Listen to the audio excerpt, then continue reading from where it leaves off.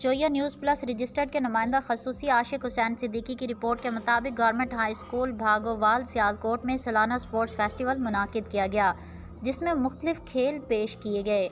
हाफिज़ उमर जमान और Salman Sikandar in charge sports के ज़ेर निगरानी सालाना क्रिकेट टूर्नामेंट का इनेकाद किया गया।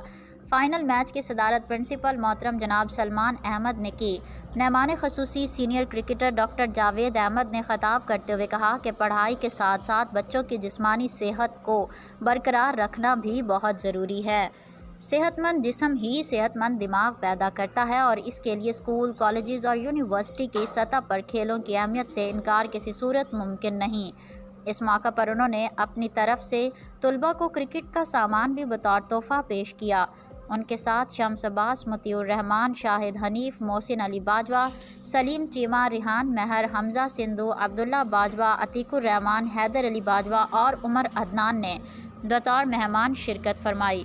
स्पोर्ट्स फेस्टिवल में अहले इलाका ने भी इंतज़ामिया और खिलाड़ियों को कामयाब स्पोर्ट्स फेस्टिवल मुनाकिद करवाने पर मुबारकबाद दी।